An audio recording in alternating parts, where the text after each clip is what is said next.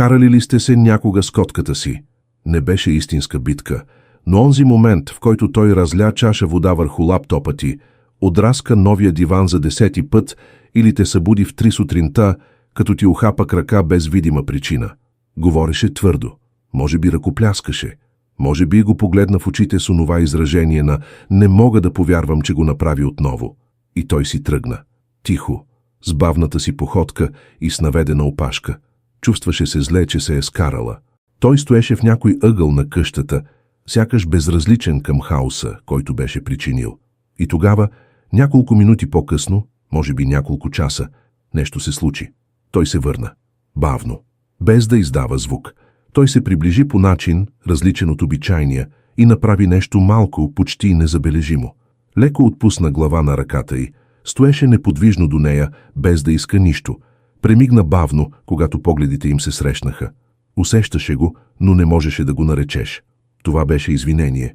И днес ще ви докажа, че котките наистина се извиняват, но на най-стария и най-честен език в света. Език, който повечето хора никога не са се научили да четат. Преди всичко, трябва да разрушим един мит. Години наред експертите твърдят, че котките не изпитват вина, че им липсва емоционалният капацитет да преодоляват съжалението, че поведението, което погрешно приемаме за извинение, е просто инстинкт за умилостивяване, стратегия за оцеляване, за да се избегне конфликт. Но по-скорошни проучвания разказват различна история. Изследвания в областта на животинската невронаука разкриха, че котките притежават мозъчни структури, свързани с социалните емоции, включително региони, които обработват въздействието на действията им върху други членове на групата. С други думи, вашата котка не само осъзнава, че е направила нещо, което ви е неугодно, но и усеща тежестта на това. Той просто не може да ти се обади и да каже «съжалявам». След това той прави нещо далеч по-мощно. Използва единствения език, който познава – езикът на тялото, на миризмата, на времето и на близостта, за да ви каже, че мирът между вас е по-важен от всичко. И когато се научите да разпознавате този език, никога повече няма да гледате на тези моменти по същия начин. Първият и най-ясен знак започва с начина, по който се завръща. След бой или напрегнат момент между вас, наблюдавайте как той се приближава към вас. Това не е развълнуваният тръс, който прави, когато иска храна. Това не е любопитното бягане, което предприема, когато чуе нов шум. Бавно е, премерено, с леко спуснато тяло и умишлено плавни движения. Това поведение си има име в котешката литература – подход на умилостивяване. Това е начинът, по който котките общуват помежду си. Не дойдох тук да се бия. Дойдох тук, за да сключвам мир. В природата бързият и директен подход е заплаха. Бавният подход с ниско тяло и сдържани движения е обратното. Това е белият флаг на котката. Когато прави това с теб след конфликт, той умишлено е уязвим. Той изоставя позицията на ловеца, за да заеме позицията на някой, който иска да се свърже отново. Не пренебрегвай този момент. Струваше му скъпо, след бавното завръщане идва докосването, но не просто някакво докосване. Това е много специфично докосване.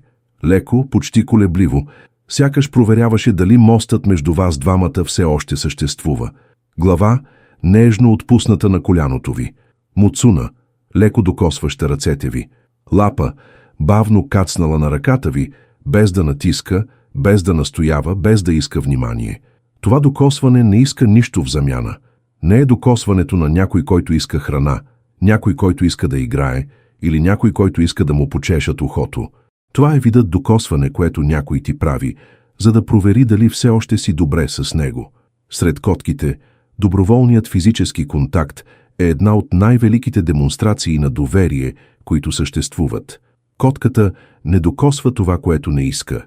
Всеки контакт е съзнателен избор и когато избере да ви докосне след напрегнат момент, особено по такъв нежен и скромен начин, тя казва с цялата деликатност, която тялото й е способно да изрази: «Липсваш ми», въпреки че сте в една и съща стая. Подготви сърцето си за това.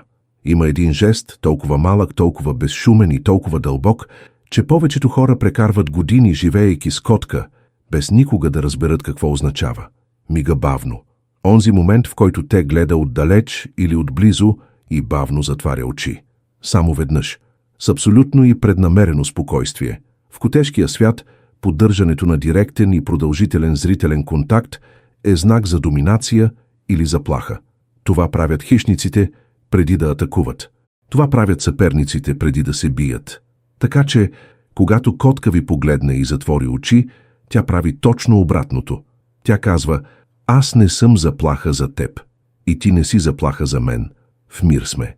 Изследователи от университета в Съсекс потвърдиха, че това поведение, наречено бавно мигане, е истинска форма на привързана комуникация между котките и хората.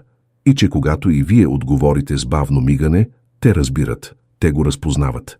И често мигат в отговор. След кавга, когато те погледне отдалече и мига бавно, той не те игнорира. Той ти казва по най-елегантния начин, който природата позволява: всичко е наред между нас. Обичам те. Този знак е фин, толкова фин, че е твърде лесно да се пропусне. След напрегнат момент започваш да забелязваш, че той е близо. Не в скута ти, не моли за обич, но е близо, от другата страна на дивана, на ръба на леглото, на входа на стаята, в която се намираш. Той не иска нищо, не прави нищо, просто е присъстващ. Това има много специфично значение в поведението на котките. Това е, което етолозите наричат мълчалива близост и е една от най-сложните форми на комуникация, които една котка притежава. Той казва: няма да нахлувам в пространството ти, но и няма да си тръгна, защото близостта ми с теб е по-важна от гордостта ми. За животно, което цени личното пространство над почти всичко останало, изборът да остане в своята орбита след конфликт е огромен жест. Това е котешко смирение в най-чистата му форма. И тогава, когато всичко е разрешено, когато напрежението най-накрая се разсее и мирът между вас двамата се завърне, той прави най-красивото нещо от всички. Той мърка, но не и развълнуваното мъркане, което прави, когато иска внимание. Не и силното, настоятелно мъркане, което прави, когато иска храна. Това е ниско, равномерно, дълбоко мъркане. Почти медитативно. Сякаш идва от място много по-дълбоко от гърдите. Изследванията показват, че котките използват специфични честоти на мъркане по време на моменти на емоционално възстановяване на връзката. Честоти, които биологично намаляват кортизола, както в самите тях, така и в околните. С други думи, когато котката ви мърка така близо до вас след кавга, това не е просто израз на облегчение. Той активно те лекува. Той използва единствения инструмент, който притежава, за да развърже възела, който се е образувал между вас, и да възстанови хармонията, която за него е по-важна от всичко друго. Защото за вашата котка мирът с вас не е по избор. Вие сте центърът на нейния свят. А свят, който е в конфликт със собствения си център, не може да съществува дълго. 6 знака. 6 различни начина да се каже едно и също нещо. Сгреших. Съжалявам. Ти си твърде важна за мен, за да стоя на страна. Без думи, без драма, без извинение, с което хората са свикнали. Само тялото, времето, докосването и присъствието, поднесени с честност, която никой човешки език не може да имитира. Следващият път, когато двамата имате напрегната ситуация, обърнете внимание. Той ще се върне. Винаги се връща. Защото за него разстоянието между вас е единственото нещо на света, което боли повече от всяка кавга. И когато се върне, бавно, с нежно тяло и спокойни очи, го приемете.